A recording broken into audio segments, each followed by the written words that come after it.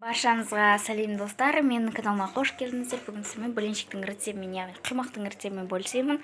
Бізге қажет ингредиенттер: сұйық май, жұмыртқа, және де қант, және де ас содасы мен тұз, 700 грамм сүт пен су қажет болады достар. Ең алдымен сүтімізді осылай құйып аламыз. Сүтімізді құйып болғаннан соң бір жұмыртқамызды оның үстіне осылай салып жібересіздер. Венчикпен не болмаса қасықпен жақсылап араластырып аласыздар. Осылай араластырып алғандарыңыздан соң примерно 5 минуттардай араластыруларыңыз керек болады, өйткені жұмыртқамыз сүтке қалпына келгенше.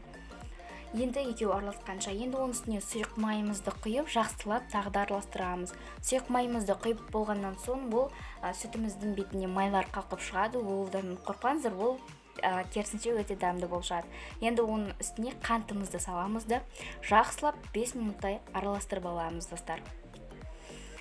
Достар, менің видеоларым сіздерге ұнаған болса, лайк басып, комментарий жазуды ұмытпаңыздар. Алдағы уақытта өте көп видеолармен бөлісетін боламын. Рецепттер өте қызықты болады және де оңай. Енді ас содасы мен тұзымызды салып, жақсылап араластырып аламыз достар. Жақсылап осылай араластырып болғандарыңыздан соң бір қасық суымызды құйып аламыз. Су бізге дәм беру үшін керек болады және де ол жұқаластырады блинчик, яғни құймағымызды. Енді оның үстінен ұнымызды осылай салып араластырамыз. Бізде сұйық салма болу керек достар, не қою не сұйық болып кетпеу керек. Екеуінің ортасында ұстап тұруларыңыз керек болады достар.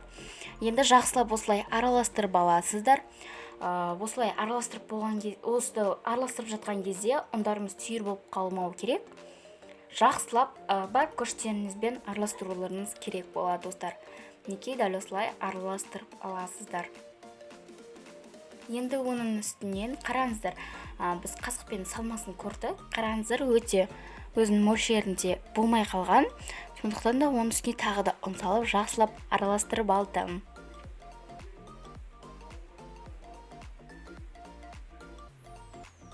Осылай 5-10 минуттай араластырып, 10 минуттай емес, 5-6-7 минуттай араластырып алыңыздар.